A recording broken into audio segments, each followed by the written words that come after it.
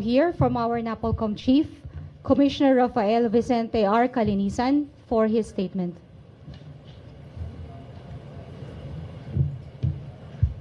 Setandan muna ako eh. Nakabahan ako eh.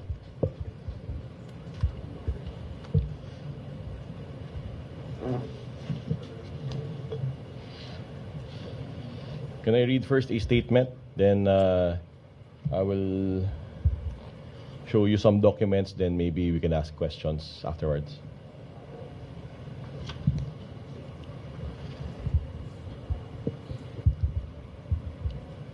As Commissioner, Vice Chairperson, and Executive Officer of the National Police Commission, I want to be very clear.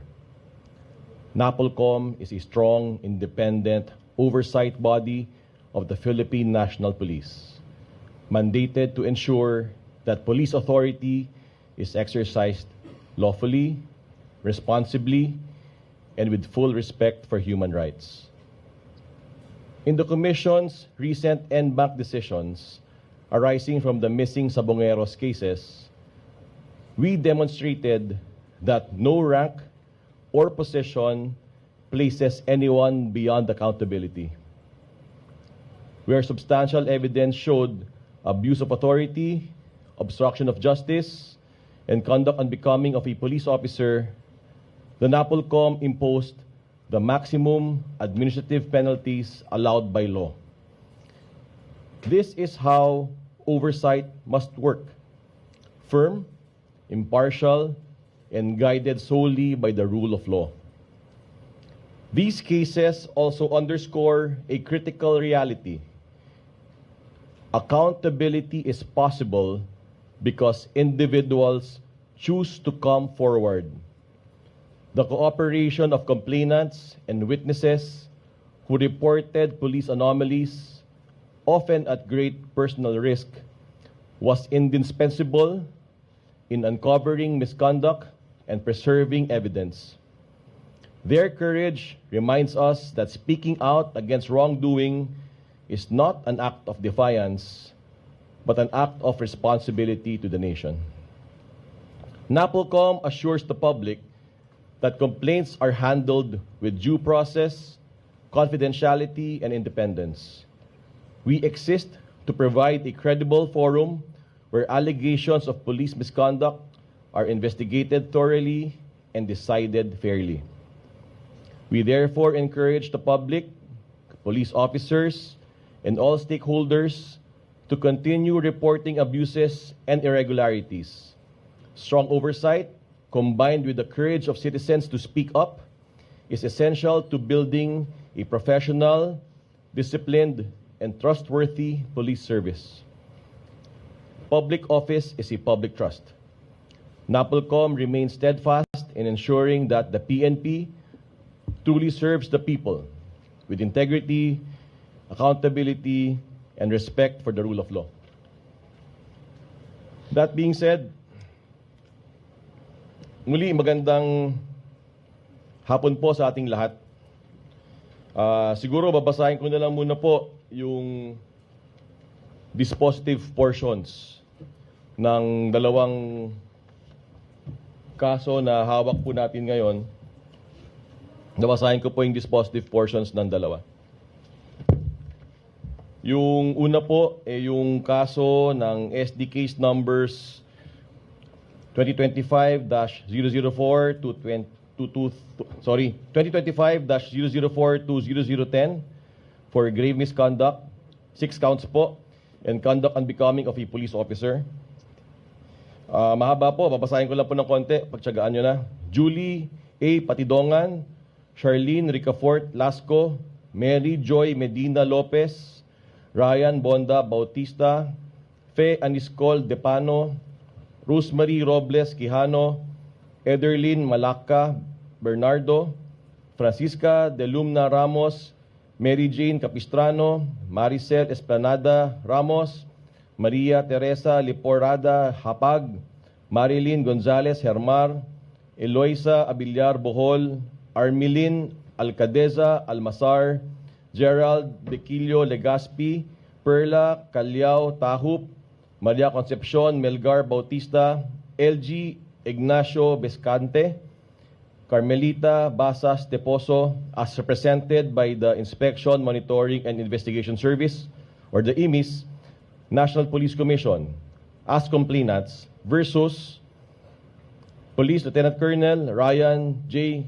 Eliab Orapa, Police Major Mark Philip Simborio Almedilla, Police Executive Master Sergeant Aaron Ezra Lagahit Cabillan, Police Chief Master Sergeant Arturo Opalia de la Cruz Jr., Police Senior Master Sergeant Joey Natanawan Encarnacion, Police Senior Master Sergeant Mark Anthony Aguilo Manrique, Police Senior Master Sergeant Anderson Orozco Abari, Police Staff Sergeant Alfredo Uy Andes, Police Staff Sergeant Edmond Hernandez Munoz, Police Corporal Angel Joseph Ferro Martin, and Police Staff Sergeant Renan Lagrosa Fulgencio as respondents. I'll just read the dispositive portion.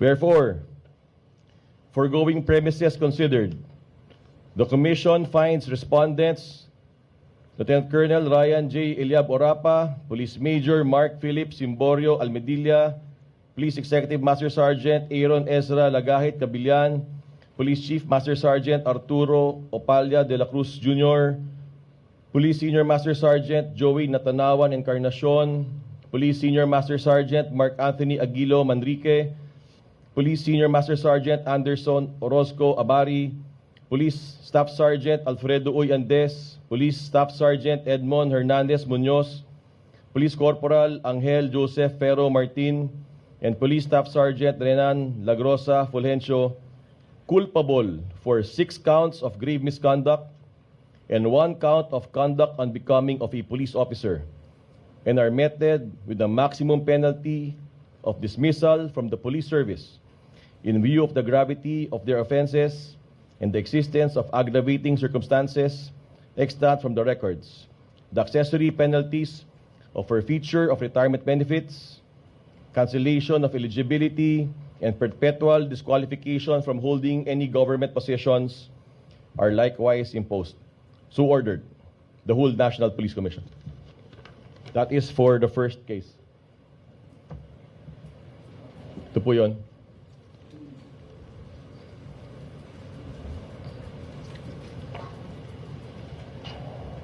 I will also be reading the dispositive portion of the second CO-2025-0012 for grave misconduct and conduct unbecoming of a police officer.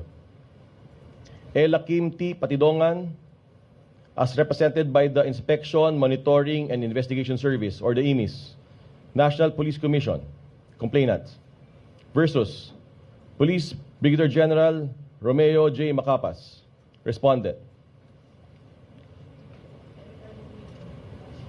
Dispositive portion.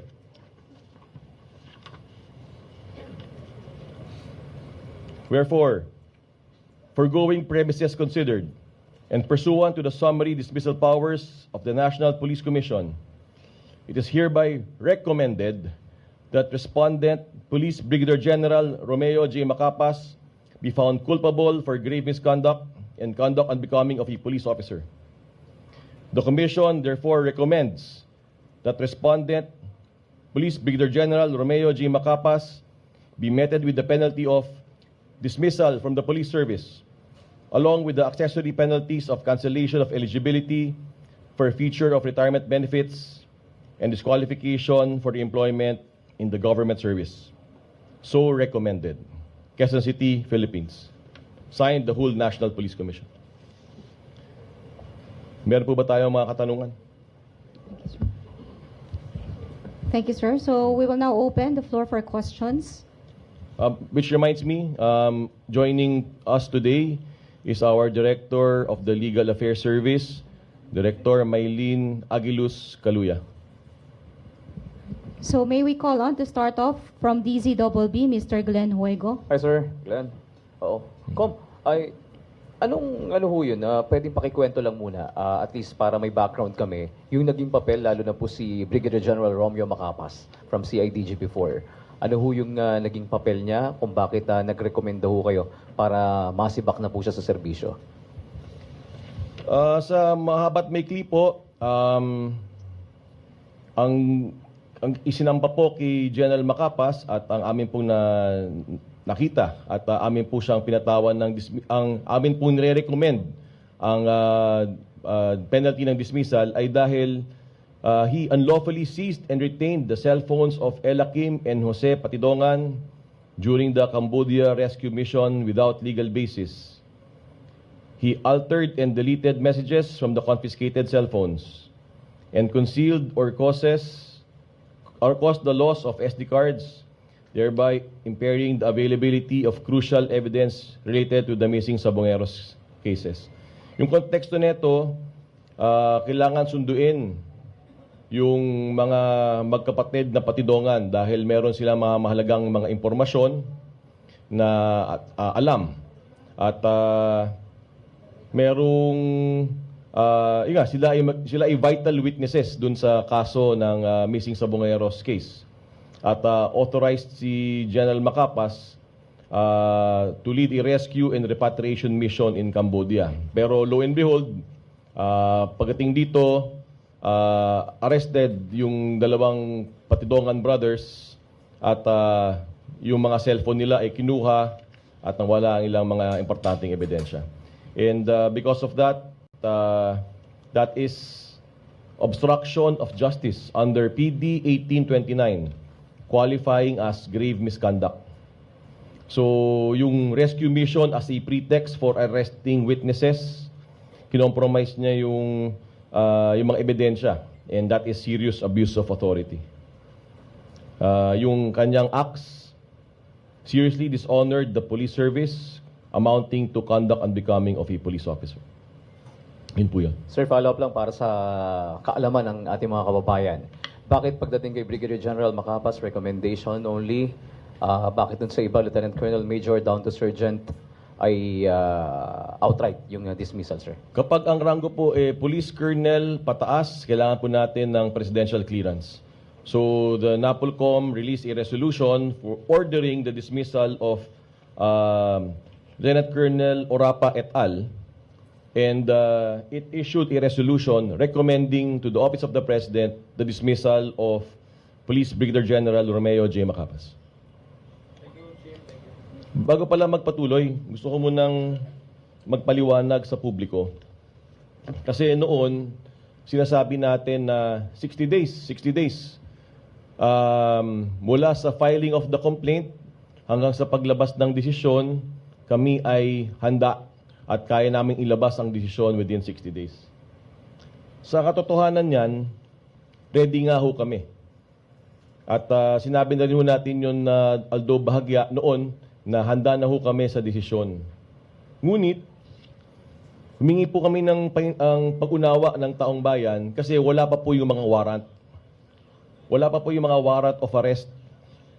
Noong pong nakaraan, ang naglabas po ng warrant of arrest, yung pong RTC sa Santa Cruz, Laguna, a few days ago. Pero hindi po lahat ng mga respondent na pulis kasama po sa warrant of arrest na inisyu po ng Santa Cruz, Laguna. Ngayon po, nakakita na po tayo ng isa pang warrant of arrest galing po sa Lipa City, Batangas, kung saan lahat na po ng respondent sa kaso po namin dito sa NAPOLCOM, sakop na po ng mga warrants of arrest.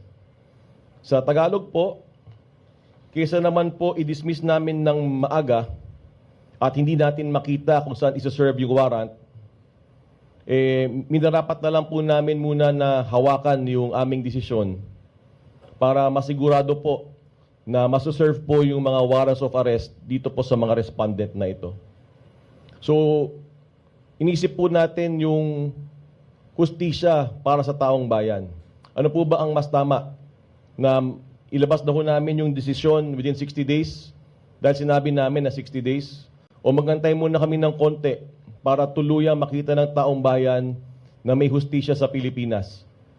Na ang gobyerno ay nagtatrabaho ng sabay-sabay, nagpapakahirap, at nagtutulungan para magkaroon ng hustisya ang taong bayan. Yun po ang pinili ng National Police Commission, na magantay muna ng konti. Kung nainip po kayo, pasensya po, pero lumabas na po yung mga warat galing po sa mga korte. Ito po yung mga warat na ito. At kaya ngayon lang ho namin nilabas yung aming desisyon. Sana po ay maintindihan ninyo. All right. May we now call on Ms. Liza Aquino from ABS-CBN. Visay, yung timeline lang po dito kasi nirekomenda na NAPOLCOM today. Usually po, sir, gaano katagal bago po malalaman ko ano po ang magiging aksyon ng palasyo dito sa recommendation ninyo? I cannot answer for the Office of the President, but we will transmit this immediately. So it is up for the Office of the President. Follow-up lang, sir, doon sa naging offenses ni General Macapas, sir. So, obstruction of justice, it falls under unlawfully seizing the phones, di ba, sir? Yes. Yung arresting both of them, sir, under the guise of a rescue mission. So, does that fall under obstruction of justice as well, or is it illegal detention, sir? Kasama rin po yun. So conduct and becoming of a police officer po rin po yun. Yung pong totality po ng kaniyang mga ginawa, yung pong pagkuha ng mga cellphone, yung pag-aresto sa mga vital witnesses, meron pong obstruction of justice doon eh. Yun po yung mga witness eh. Bakit natin pipigilan, bakit natin nahawakan ng mga cellphone na may mga lamang ebidensya, bakit natin tatanggalin ng mga ebidensya? So yun po ang sinilip ng NAPOLCOM, kaya po ipinataw ang grave misconduct at conduct unbecoming of a police officer. Thank you po, Visay. Thank you. Now may we call on Mr. J.M. Pineda from PRTV.